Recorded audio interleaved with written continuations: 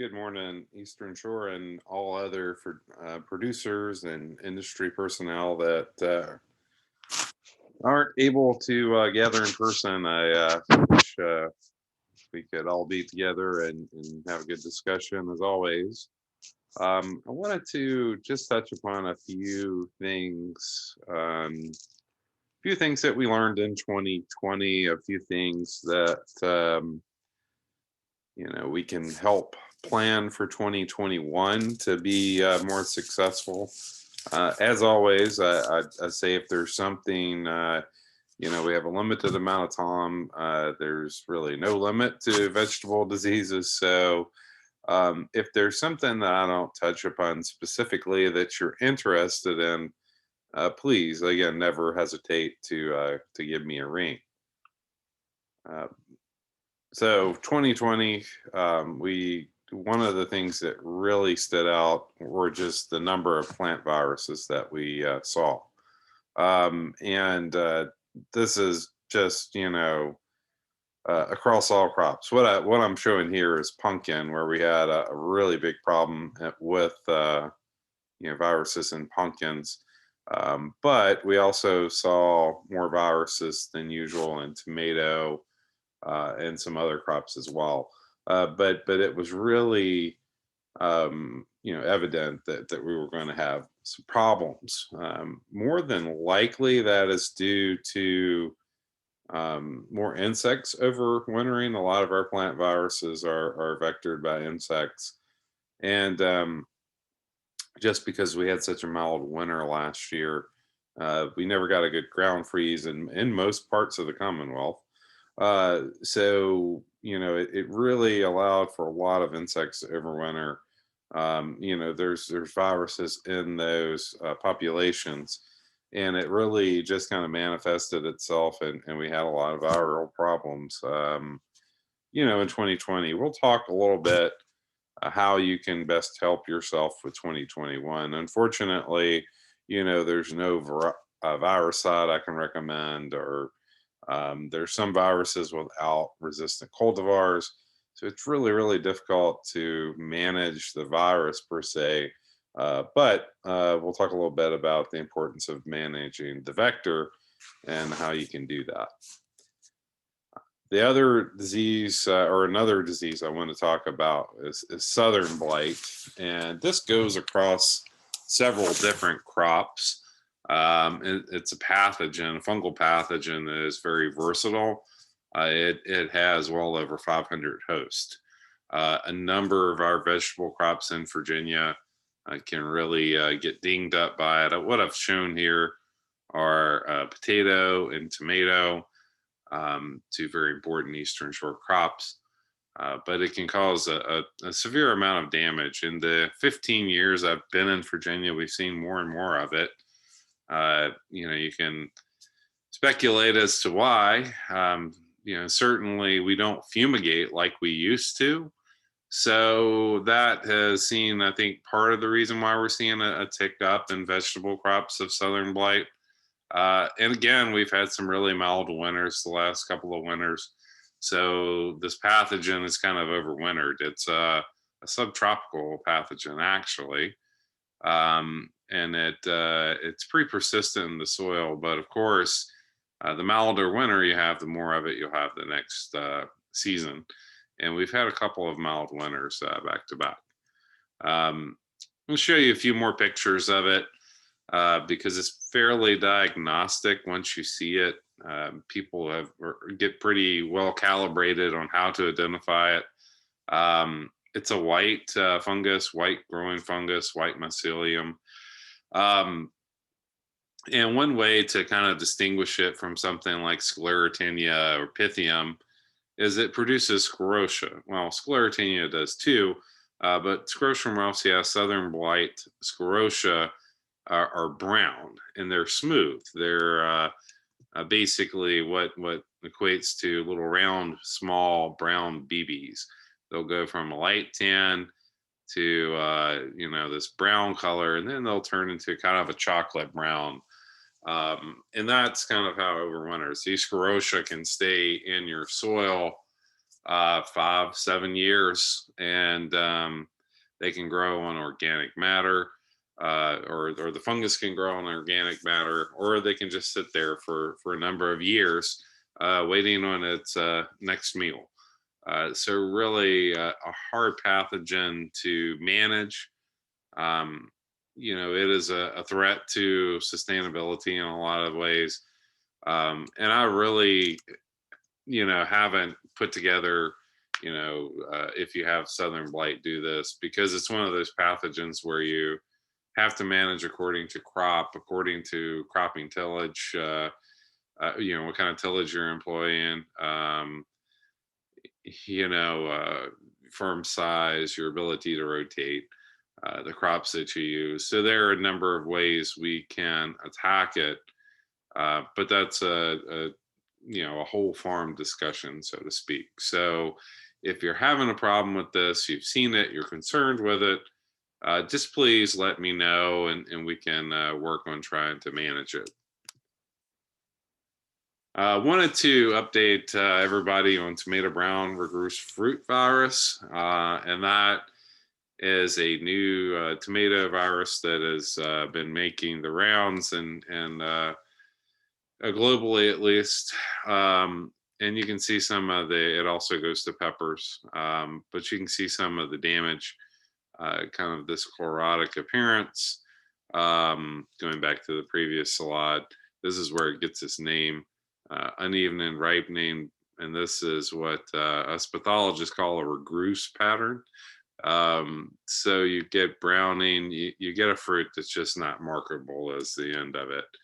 And this, like tomato spotted wilt, is aggressive enough to actually kill plants long term.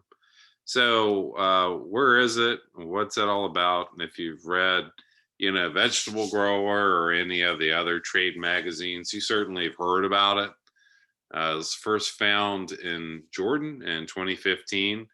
Now it's found in Greece, Israel, Italy, Netherlands, UK, Turkey, Spain, China, and most importantly, it's to our south in Mexico. It has been discovered in the United States. Fortunately, it's only been in greenhouses so far. And why I say fortunately is that you can basically eradicate it from the greenhouse. You can take out all your plant material, turn the heat up, and get those virus denatured, get that virus denatured. And so, you can eradicate it better than you can like in a field situation. Um, it's interesting, some fruit from Mexico that's been imported into the United States has actually been carrying the virus as well. It's transmitted through seed mostly, but it can also be transmitted by contact. So if you touch one plant that's infected, you can infect the plants that you touch after that. So it's kind of like a TMV or tobacco mosaic virus in that context. But it can remain in the plant debris for several months as well. Fortunately, right now, it's just something to monitor. APHIS, as well as VDAX, are keeping up with it. If you see something that looks a little bit strange, again, contact your agent or myself, and we can go from there and try to make sure that it's not this virus.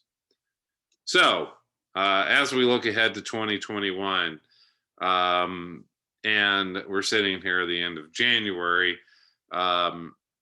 probably the biggest recommendation across the board for me are seed treatments. Please use a premium seed treatment that contains an insecticide and a fungicide package, something like Farmore. We'll discuss this in a bit. We are, again, the end of January. We've had a fairly mild winter so far. Now say that with snow in the forecast, but what we really need to have a huge impact on both insect and plant pathogen populations, we need ground freezes. and we really haven't had a lot to speak of again in that regard. That may change. We have a few weeks to a few months in other places to achieve that. But if we really don't get a good solid ground freeze, we really end up having a lot more insects and a lot more pathogens that make it. So it's variable here in Virginia, but those seed treatments will really pay off. Particularly if we continue down the mild winter path. Potatoes and snap beans, um, recommend in-furrow fungicides, particularly if we're coming off one of the wettest years. We're still very wet, so if you continue to have wet conditions, we could have things like rhizoctonia that are going to be pretty bad. Pythium. So we want to use in for a fungicide, particularly in these two crops where, uh, even on top of the seed treatments. Manage and scout for insects, as we said with viruses, there's really no silver bullet that you can go out and spray and control a virus. So you've got to manage the vectors, and in most cases, that's an insect. So having that insecticide seed treatment on there or insecticide in furrow will help protect your plant from those insects that could potentially be carrying some of these viruses. Always crop rotation is a great idea. It particularly becomes more useful, more needed in a situation where you have more stuff overwintering or you have a mild winter, and just hope for cold. We really could use a good solid shot of polar weather coming down in February across the Commonwealth, freezing the ground for a little bit. Now I know that comes with all kinds of other problems, but we really could use a good freeze. When I say premium seed treatments, what I want to talk about, most things that you buy or have a standard seed treatment, and in most cases that's something like Thiram, Captan. Those materials are great, and they've been around for a very long time. They're fairly contact, broad spectrum, but they're just not as effective as some of the newer chemistries that have been developed in the last 2 to 3 decades. So some of the premium, like for tomato, something like Farmore F300, it contains 3 fungicides. For bean, cruiser treated seed, 2 fungicides and an insecticide. Pretty broad spectrum, gives you some insecticidal help. Cucurbits and brassicas, they call it Farmore FI 400. A lot of times you won't see the numbers, you'll just see Farmore treated. And these contain 3 different fungicides and an insecticides along with it. These things it really is amazing to me how little investment these premium seed treatments are. So with that minimum cost in mind, considering the risk, I think it's a great investment. There are very few times where you'll feel like, man, I wish I didn't buy that seed treatment. That just doesn't happen very often. So it almost always pays off. And then in some cases, it really pays off. It's really something that's needed. And again, for potato, particularly for fall snap beans, we like to see in for a fungicide as well. Did want to talk quickly on potato scab. Both Mark and I have received a couple of questions about this.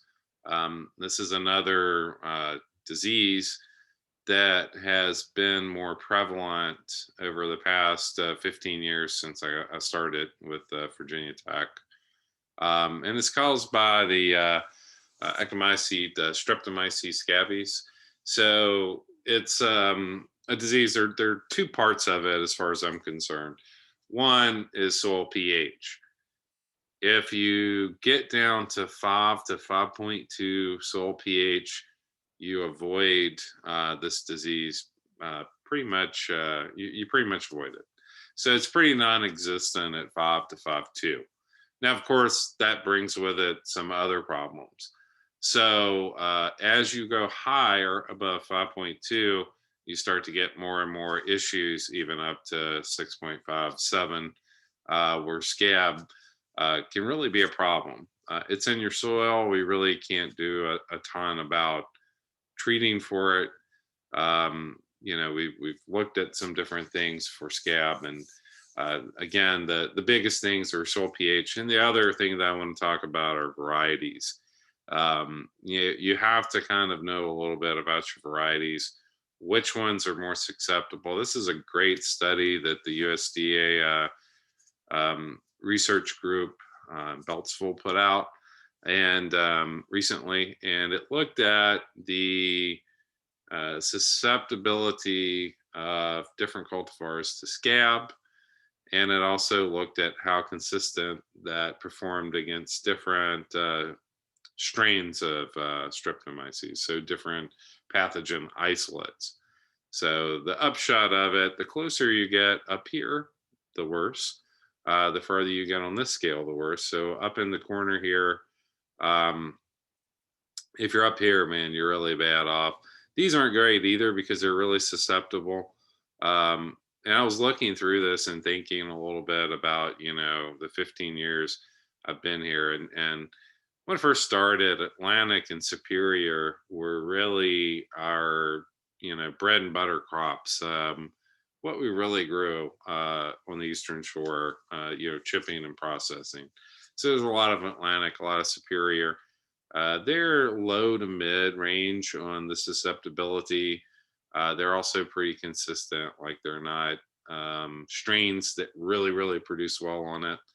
And we've kind of diversified over the years. We've added in things like Yukon Gold, um, and some others that, some of the red potatoes. Um, so we've kind of I've really started mixing in some other things that could potentially be a little bit more susceptible to scab. So for management purposes, I know Mark's going to tell you to take that soil test. You're going to know the soil pH. You're going to know what varieties you have. If you have a field that's got a higher pH and or you've had problems with scab in the past, and you're planting a number of different varieties, know where your variety falls in terms of scab resistant. If you have something that's you want to put, let's say you're planting Superior, that would be a good cultivar to plant in those soils that maybe are a little bit higher pH, or you're a little bit worried about having scab problems, versus some of the other cultivars. So again, if you have any more questions on that, let me know, or let your agent know. They can get in touch with me as well. We'll figure it out and try to help out as much as we can with scab. And with that, I'm going to wrap things up. Again, thanks for listening. Again, hate I can't be back out on the Eastern Shore.